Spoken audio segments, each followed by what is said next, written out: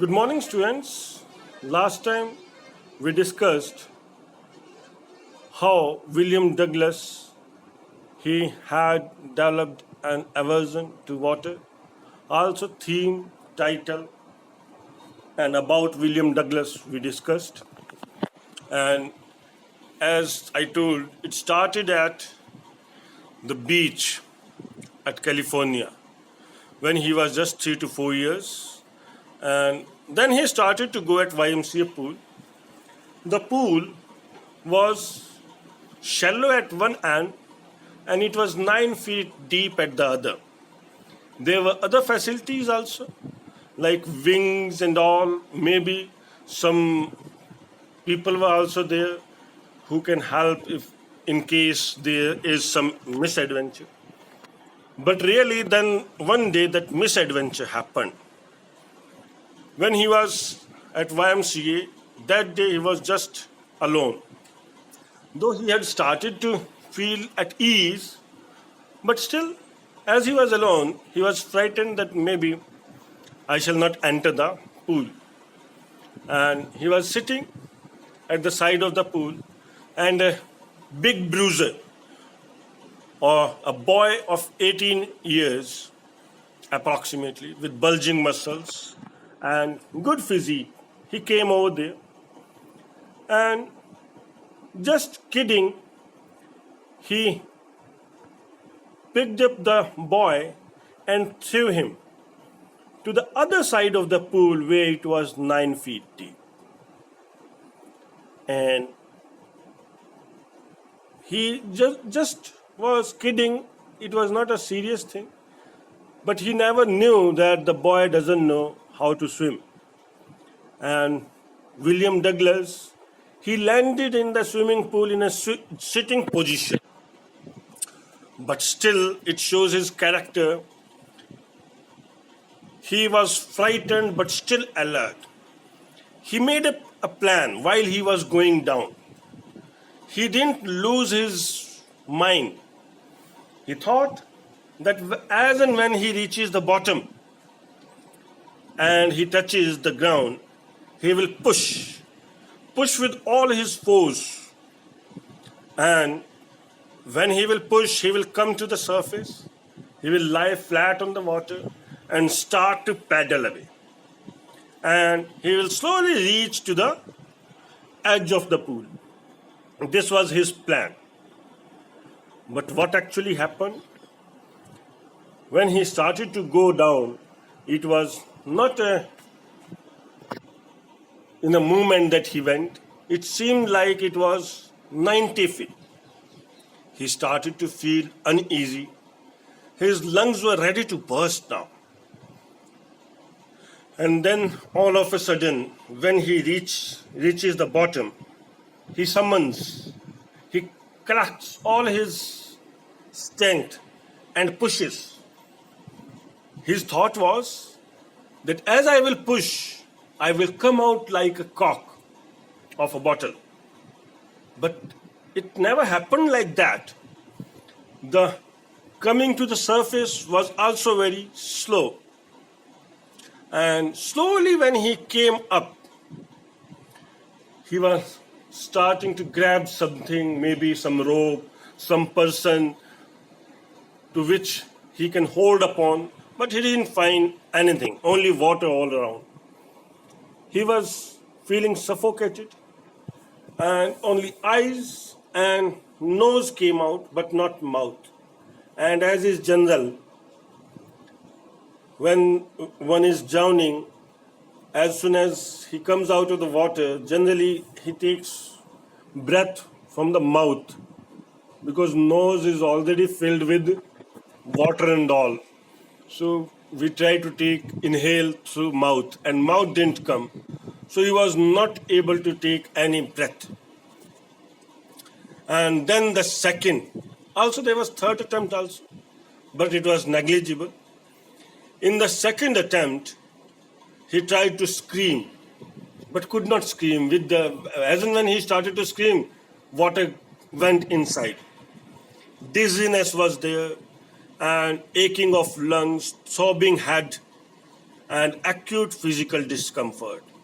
This all shows that his body was lacking in oxygen. There was scarcity of oxygen in his body, and because of this, all this happened. And then there was a terror that seized him. And the terror didn't leave him, it went on with him. And he thought that maybe I have died, but still, two things he knew that they showed that he is still alive: the thumping of the heart and pounding head. These were the two signs. Second time again, the plan was the same, like he will push, come out, and pedal away to the side, lie down. But second time, when he pushed, it was with less energy, and this time, just momentarily, for very short duration, he came out. And when he started to go down, third time, he left everything. He surrendered. And when he surrendered, he thought that he is feeling sleepy. And then there was no fear, no panic, anxiety, everything was gone. And then he passes to oblivion. Then there were some after effects of this. The after effects was that when he was taken out by some of those people over there, they took him out. Oblivion was unconsciousness. He didn't know who took him out, but as soon as he came out, he started to vomit. All the water that had entered his stomach that came out. He felt very weak and trembling, shaking. He was shook from inside.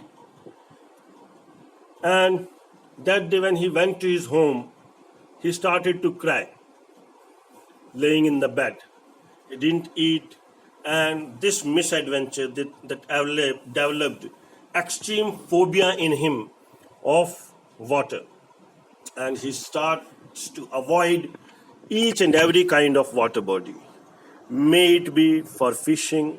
Even if friends said that we will accompany you, he denied them. And this started to hurt his day-to-day life.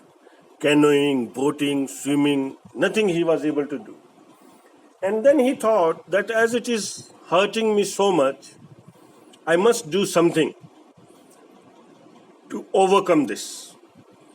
And this is the thing that we must learn.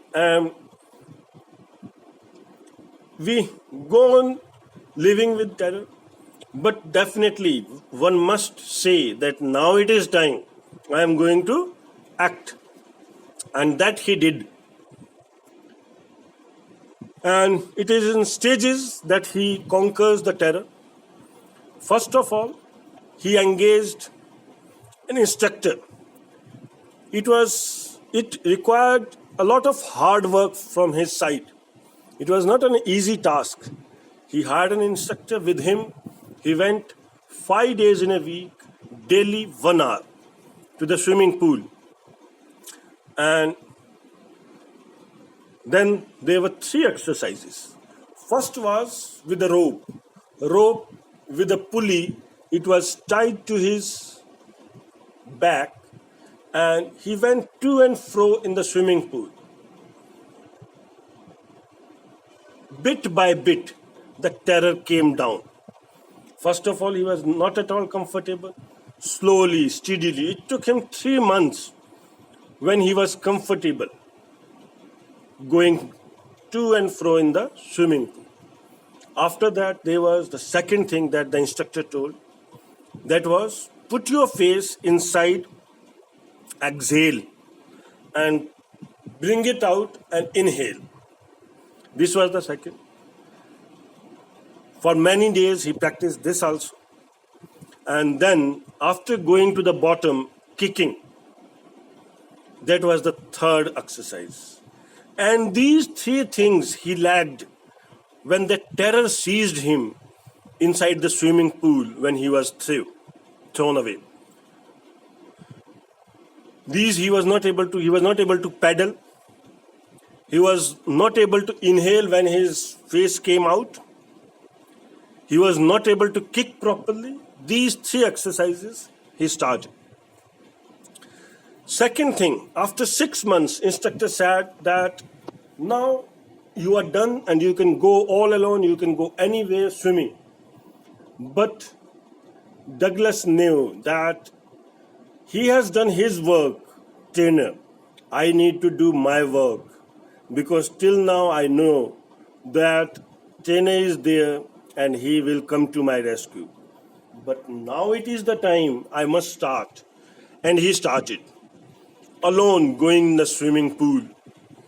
And there also, initially there was some terror, but he was not frightened because of that terror.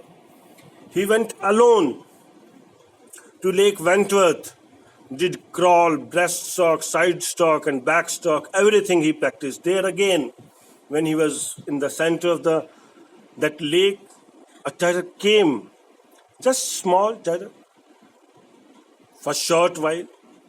And then he talked to that terror, like, you want to frighten me? No, I'm not going to be frightened.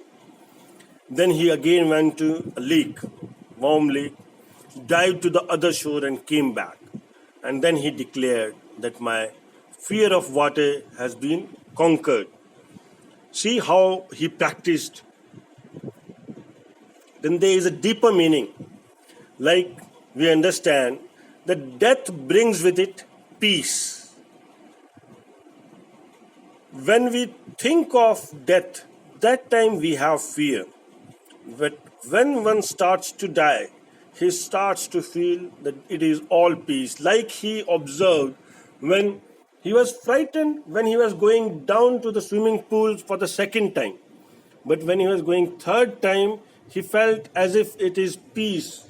He thought of lying down and sleeping. So he said, all we have to fear is fear itself. Let fear be frightened to come to us. That he said. And he did it. He talked to terror and frightened it away from him.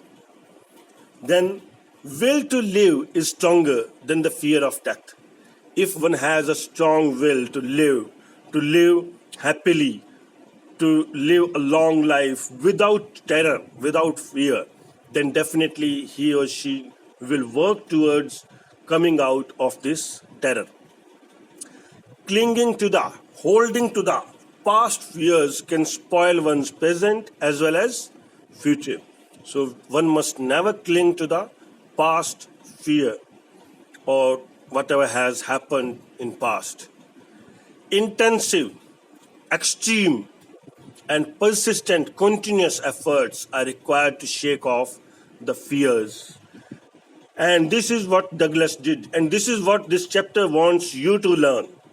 Intensive and persistent efforts. With efforts, one can conquer everything. I will stop it over here and you can come up with questions later on. Till then, bye.